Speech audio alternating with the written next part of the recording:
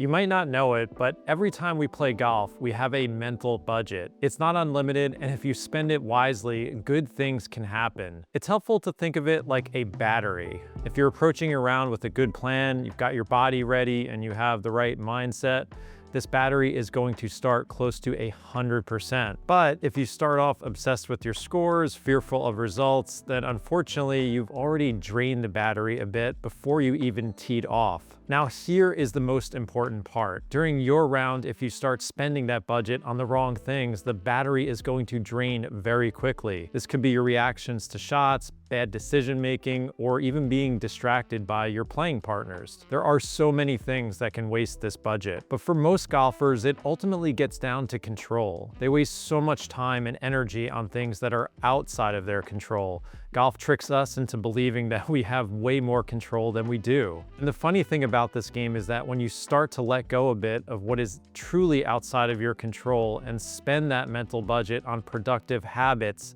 that are within your control, then some really good things can happen for you. Now, I know you've heard this concept before. It's definitely a life lesson, but I don't want you to overlook this as another useless platitude that you nod your head to and just agree with. So let's clear up a few things that are within your control, and more importantly, what is not. Now, these are all just starting points, and you're likely going to get some ideas from this video that I'm not going to cover. My goal is to always help you think differently and find ways to coach yourself on the course. So here are my big three framework of what is within your control on the golf course. You need to place all of your eggs in these baskets: preparation, process, and attitude. Now, if you want to show up to the course with a full battery and a big mental budget to spend, preparation is a really big deal. Golfers waste so much time and energy on what club to choose and second guessing their decisions on so many shots during the round. This is why studying the course before you show up and having a strategic plan is so crucial. And even more importantly, a basic rule book on how to choose your target and club when things don't go according to plan. Another big one is how you're going to practice. Are you engaging yourself on the range in a way that actually helps you answer the question that golf is asking of you? So let's say you show up to your round chunking or blading your irons, your tee shots are missing to the right and the left, and your speed control with your putter is way off. Better golfers have trained their skills in practice to make adjustments mid-round. If you listen to my podcast, The Sweet Spot, you know that Adam Young and I are always giving you ideas on how to bridge this gap between the practice environment and the course. The more you can exert control here, the less mental fatigue you'll face on the course when you feel like your swing is totally gone. And lastly, I want you to prepare yourself to play. Now, that doesn't mean you need to go through an elaborate 60-minute range session. It could be just doing some warm-up movements in the parking lot for 5 minutes. But almost every round of golf I play, I try to have a very familiar process before I tee off and just check off a few boxes when I get to the first tee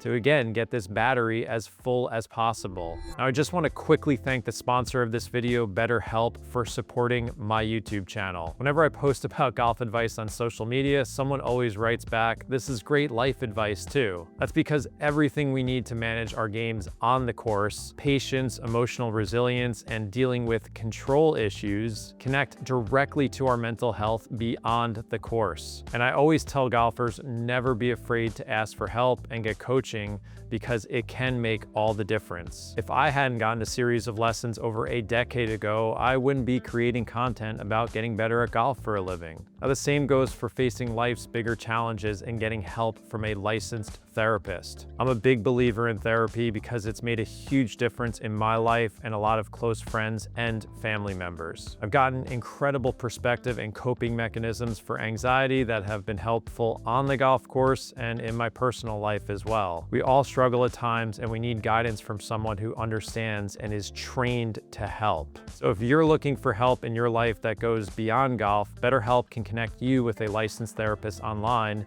and you can get 10% off your first month by going to betterhelp.com /John Sherman or clicking the link in the description below. Now let's get back to helping you with control issues on the golf course. The next phase that you can exert complete control over is your process. You cannot control where your opening tee shot goes. You cannot control if you get paired with someone who distracts you. But you can control your basic process around each shot. You can take time to analyze the lie, the target, the wind, the elevation change, even the surrounding trouble, and then make a good decision. You can set your intention for the shot and go through some type of rehearsal. You can have a physical trigger that tells your body it's time to hit the shot. You can even take time to admire the course and let your mind drift between shots. My point is that there are so many clever ways to make a list of habits that are unique to your golf game and how you want to approach the game. If you can make that list and ask yourself a basic question before each round, can I do all of these things? And if the answer is an unequivocal yes, no matter how you score, then that's a good list. The PGA Tour player that I coach, who I hold accountable for a lot of the stuff I'm discussing in this video, told me a great story once. When he was younger and he was trying to get his card on the tour, he faced a final round on a developmental tour that felt like it was make or break for his entire career. Now, instead of obsessing over the number he was going to shoot before the round, he told himself that if I can just control my breath, I know I'm going to be fine. That was his life raft in an absolute storm of chaos, and it worked. So try and think about what you can hold yourself accountable during your round with your process and your habits. Hang your hat on them, and I promise you'll start enjoying golf more and more, and I can take a wild guess that your scoring is going to improve as well. Now, the last thing in my big three of control is your attitude. For a long time, I had a horrible attitude on the golf course. It wrecked my enjoyment of the game, and I really never reached my scoring potential because of this. Since I had such a warped expectation of what better golf looked like, I would react so negatively to shots that were quite normal for my skill level. I would scold myself endlessly and only remember the bad shots in my rounds. If this sounds familiar, a lot of golfers are obviously in the same struggle, and many of you watching this video can sympathize. Now, I'm definitely not cured of this, but I'm a lot better at it now. And I know a lot of you who have read my book, The 4 Foundations of Golf, have gotten help from the first section on this topic. You can exert control on how you react to shots. A basic framework that I like is internalizing the good shots and objectifying the ones that aren't so good. I can quickly internalize a good drive and make sure I file it away as kind of a positive memory in my brain. And if I hit a stinker, I'm simply letting my initial emotional reaction pass, and then I'm just asking myself a good question. Was I not committed? Was it the wrong target? Am I noticing a pattern like an open club face or thin iron shots? Or was it just the normal variance of golf? You're going to see a lot of shots that don't go intended to plan. In other words, again, I'm trying to objectify the shot and move on because I'm really not too interested in the alternative, which is getting angry at myself and carrying it around with me for the rest of the round. There are many, many ways that all of you watching this video can control your attitude. Depending on how serious you are about golf and your skill level, this can look very different from player to player. But this can be the missing puzzle piece for so many of you. It might sound trite, but the kinds of values and attitude you bring with you out on the course can shape your experience dramatically, whether that's your enjoyment level or your scoring ability. So my big three of control are just the starting point. Your homework is to think about a small actionable list that you can bring out to the course with you. It feels good to tee off with a plan and know that at the end of your round, you can check off all the boxes, no matter what happens with your score. Now let's move on to the harder part, what's not within your control. I'm gonna break this down into 2 topics for the sake of simplicity. But before I do that, I just have a really small request of all of you watching this. I'm putting a ton of time and effort into making this YouTube channel one of the best resources for golfers who want actionable info on how to get better at this game without any of the gimmicks that don't work. So if you're enjoying these videos that I'm putting out, please subscribe to the channel and interact with other golfers in the comments. And if you're enjoying this video, it's actually a chapter from my best-selling book, The 4 Foundations of Golf. At this point, I'm fortunate to say it's sold over 100,000 copies and has over 2,000 5-star reviews on Amazon. For $20 or less, you're gonna get my entire philosophy on how to get better at this game and, more importantly, enjoy it more. So to help keep me creating these videos, I'd love it if you consider buying a copy or telling your friends about it. Okay, now let's talk about the 2 things that are not within your control. If you're like the millions of golfers who assume they are within your control, then you're wasting that mental budget quickly and draining that battery before the round is over. The first thing I want to talk about is variability. And there's really two things at play here: the inherent variability of golf as well as your physical skills. Let's start with golf. Every golfer says that they want to be more consistent, and trust me, I get it. But golf is not a consistent game. It's quite normal for a beginner or intermediate player to have 20, 30, or even 40 shot swings between their best and their worst rounds. Even pro golfers can go out and torch the course and shoot a 63,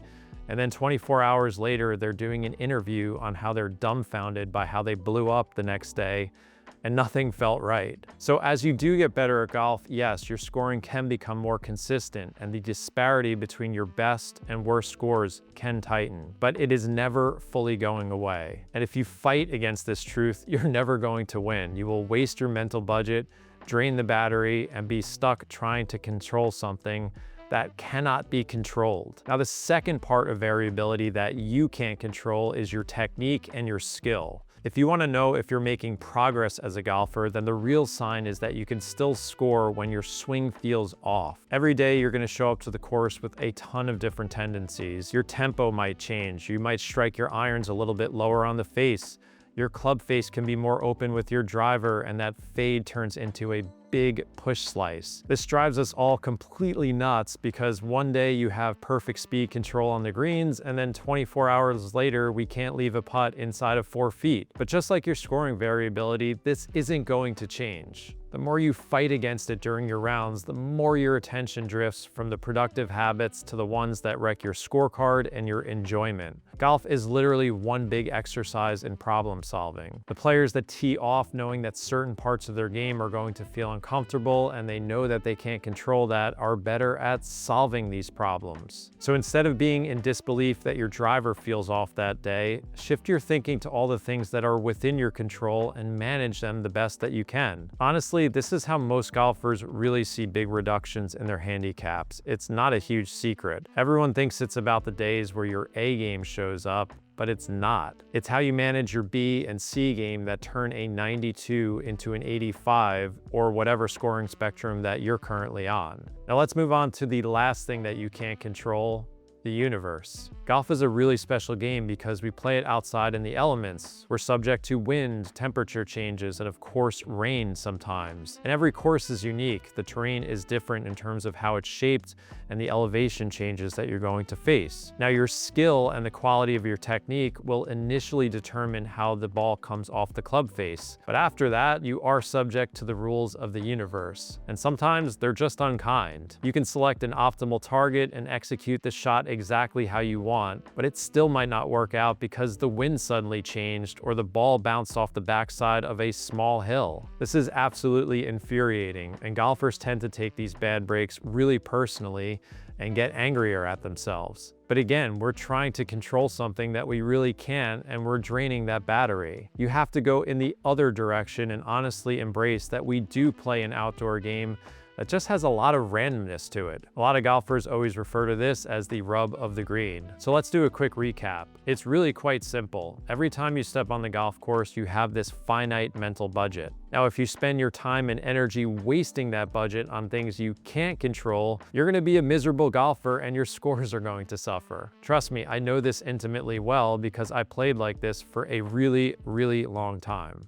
So try and spend the budget where it's going to pay off. I talked about preparation, showing up with a simple strategic plan, a practice habit that allows for on-course adjustments, and a repeatable warm-up routine so that your battery is going to start full. I talked about your process on each shot. Are you analyzing your target and club selection, committing to it, and having some type of routine that has a trigger? I talked a lot about your attitude. Can you internalize the good, objectify the bad, and then just move on and avoid a spiral? And then we're trying to accept that your swing will feel different each day and your scores won't be as consistent as you like. And yeah, you're gonna get some bad breaks on the course, whether it's the wind or a bad bounce.